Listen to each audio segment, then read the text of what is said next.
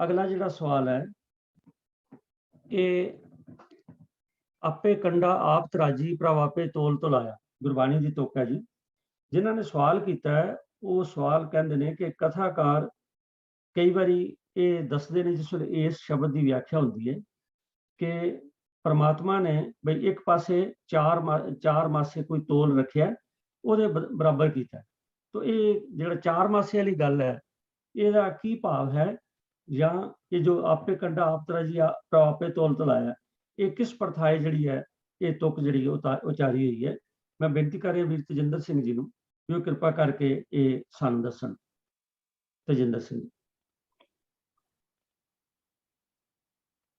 वाहिगुरू जी का खालसा वाहिगुरू जी की फतेह। सोर चौथे पातशाह का सोरठ राग के अंदर ये शब्द है जो श्री गुरु ग्रंथ साहब के अंक 605 के उत्ते सुभायमान है। इस शब्द विच सतगुरु सानू ये समझा रहे हैं कि परमात्मा ने जिहड़ी सृष्टि है उसनू किवें बैलेंस किया होया है। सृष्टि साजना विच जिहड़ा है वो परमात्मा का अपना ही रोल है और उसका किसी बंदे नाल या किसी होर चीज़ के नाल कोई रोल नहीं है। तो इत्थे यही गल सानू समझाए कि परमात्मा आप ही वो तकड़ी आप ही है प्रभु और उस तकड़ी की सूई बोधी भी प्रभु आप ही है। प्रभु ने आप ही इस सृष्टि नू तोलिया होया है, हुक्म विच रखिया होया है। आपे शाह आपे बनजारा आपे वणज कराया। प्रभु आप ही इस धरती उत्ते वणज करन वाला शाहकार है अते जीव रूप होके वणज करन वाला आप ही वणज कर रहा है। तो जिथे तक ये सवाल है कि तोल की गल की गई है तो तोल जिहड़ा सानू समझाया है वो है कि आपे धरती साजियन प्यारे पिछे टंक चढ़ाया।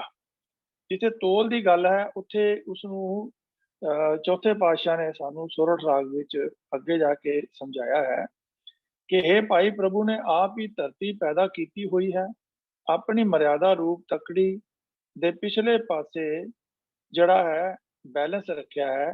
ते प्रभु ने आप ही इस सृष्टि नू अपनी मर्यादा विच रखा होया है।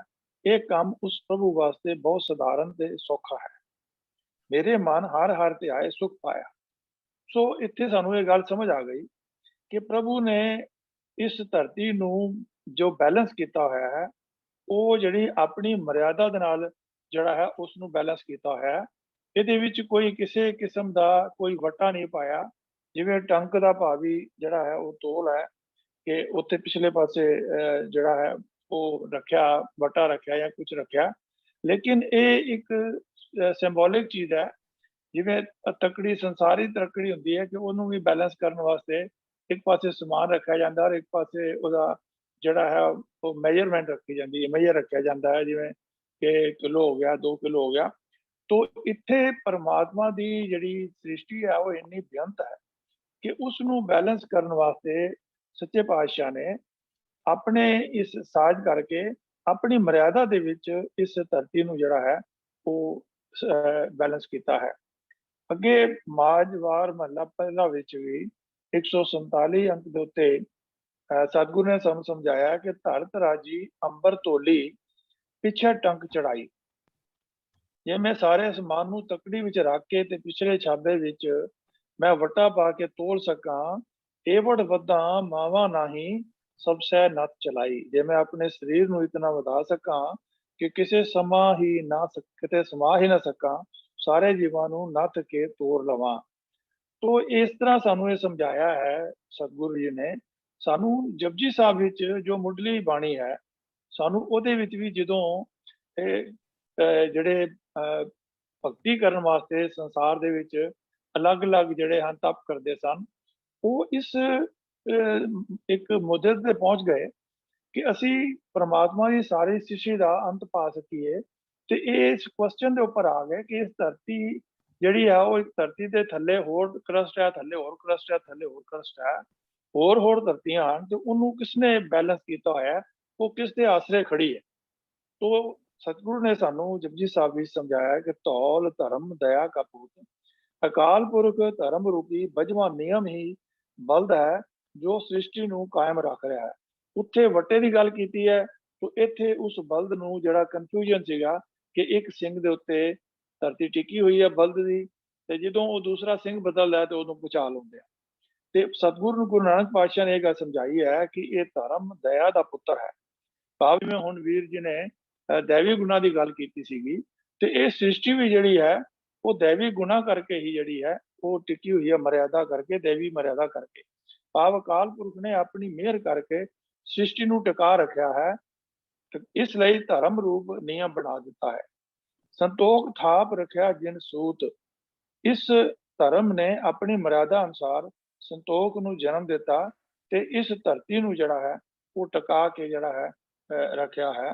ਜੇ ਕੋ ਬੁਝਿਆ ਹੋਵੇ ਸਚਿਆਰ, ਜੇ ਕੋਈ ਇਸ ਗੱਲ ਨੂੰ ਸਮਝ ਲਵੇ ਕਿ ਧਰਤੀ ਮਰਿਆਦਾ ਨਾਲ ਟਿਕੀ ਹੋਈ ਹੈ ਤਾਂ ਤਬਲੇ ਉੱਪਰ ਕੇਤਾ ਪਾਰ, ਨਹੀਂ ਤਾਂ ਖਿਆਲ ਤਾਂ ਕਰੋ ਕਿ ਬਲਦ ਉੱਤੇ ਧਰਤੀ ਦਾ ਕਿਤਨਾ ਕੁ ਬੇਅੰਤ ਭਾਰ ਹੈ। ਉਹਨਾਂ ਉਹ ਵਿਚਾਰਾ ਇਤਨੇ ਕੁ ਭਾਰ ਨੂੰ ਕਿਵੇਂ ਚੁੱਕ ਸਕਦਾ ਹੈ, ਕਿਉਂਕਿ ਧਰਤੀ ਹੋਰ ਪਰੇ ਹੋਰ ਹੈ।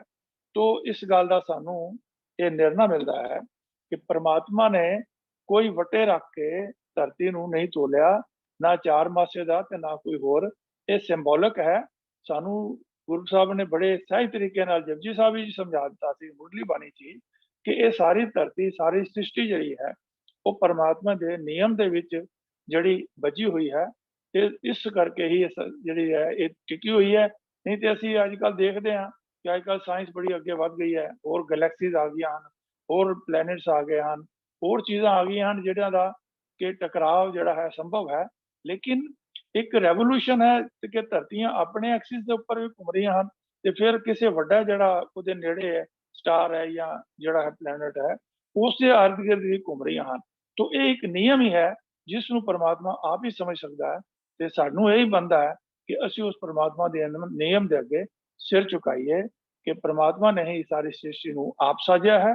ਆਪੀ ਨੇ ਆਪ ਸਾਜਿਓ, ਆਪੀ ਨੇ ਰਚਿਓ ਨਾਉ, ਦੋਈ ਕੁਦਰਤ ਸਾਜੀਏ ਕਰ ਆਸਨ ਡਿਠੋ ਚਾਓ। ਇਹ ਸਾਰੀ ਸ੍ਰਿਸ਼ਟੀ ਵਿੱਚ ਆਪ ਹੀ ਬੈਠਾ ਪਰਮਾਤਮਾ, ਤੇ ਆਪ ਹੀ ਸਾਰੀ ਸ੍ਰਿਸ਼ਟੀ ਨੂੰ ਬੈਲੈਂਸ ਕਰਕੇ ਚਲਾ ਰਿਹਾ ਹੈ।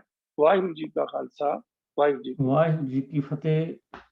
ਕੋਈ ਐਸਾ ਵੱਟਾ ਜਾਂ ਤੋਲ ਨਹੀਂ ਹੈ, ਇਹ ਸਾਰੀਆਂ ਸਿੰਬੋਲਿਕ ਗੱਲਾਂ ਨੇ। ਤੋ ਕੋਸ਼ਿਸ਼ ਕਰਨੀ ਚਾਹੀਦੀ ਹੈ ਜਿਹੜੇ ਵੀ ਕਥਾਕਾਰ ਵੀ ਹੋਣ, ਵਿਆਖਿਆਕਾਰ, ਕਿ ਗੁਰਬਾਣੀ ਦਾ ਜਿਹੜਾ ਤੱਤ ਸਾਰ ਹੈ ਉਹਦੇ ਨਾਲ ਸੰਗਤ ਨੂੰ ਜੋੜਿਆ ਜਾਏ। ਇਸ ਤਰ੍ਹਾਂ ਦੀਆਂ ਜਿਹੜੀਆਂ ਨਾਲ ਆਪਾਂ ਕਹਾਣੀਆਂ ਜਾਂ ਮਨੋਤਾਂ ਲਾ ਦਿੰਦੇ, ਉਹ ਕਈ ਵਾਰੀ ਉਲਟ ਹੋ ਜਾਂਦਾ ਕੰਮ। ਬੰਦਾ ਪਹਿਲੇ ਪਿਛਲੇ ਸਵਾਲ 'ਚ ਮੈਂ ਬੇਨਤੀ ਕੀਤੀ ਸੀ ਵੀ ਮਹਾਰਾਜ ਸਾਨੂੰ ਸ਼ਬਦ ਨਾਲ ਜੋੜਿਆ, ਕਹਾਣੀ ਨਾਲ ਨਹੀਂ। ਤੋ ਜੇਕਰ ਕਿਤੇ ਕਹਾਣੀ ਹੈ ਵੀ ਹੈ ਰੈਫਰੈਂਸ ਲਈ ਤੇ ਗੁਰਬਾਣੀ 'ਚ ਆਉਂਦੀ, ਤੇ ਉੱਥੇ ਵੀ ਸਾਨੂੰ ਉਹਦੇ ਤੱਤ ਸਾਰ ਨਾਲ ਜਾਂ ਉੱਥੋਂ ਜੋ ਸਿੱਖਿਆ ਮਿਲਦੀ ਉਹਦੇ ਨਾਲ ਜੋੜਿਆ। ਪਰ ਇਹ ਜਿਹੜੇ ਅਸਾਂ ਵਰਗੇ ਲੋਕ ਜਿਹੜੇ ਵਿਆਖਿਆ ਕਰਦੇ ਨੇ, ਤੇ ਉਹ ਇਹੋ ਜਿਹੀਆਂ ਜਿਸ ਵੇਲੇ ਆਪਣੀਆਂ ਕੋਲੋਂ ਜੋੜੀਆਂ ਹੀ ਗੱਲਾਂ ਦੱਸਦੇ ਨੇ। ਇਹ ਠੀਕ ਹੈ, ਕੰਨ ਰਸ ਤੇ ਉਹਨਾਂ 'ਚ ਬੜਾ ਪੈਦਾ ਹੁੰਦਾ, ਪਰ ਕੰਨ ਰਸ ਦੀ ਲੋੜ ਨਹੀਂ ਹੈ, ਸੰਤ ਸ਼ਬਦ ਰਸ ਦੀ ਲੋੜ। ਤੋ ਸਤਿਗੁਰੂ ਕਿਰਪਾ ਕਰਨ ਅਸੀਂ ਸਹੀ ਗੱਲ ਜਿਹੜੀ ਸਮਝੀਏ। ਤਜਿੰਦਰ ਸਿੰਘ ਜੀ, ਧੰਨਵਾਦ ਆਪ ਜੀ ਦਾ।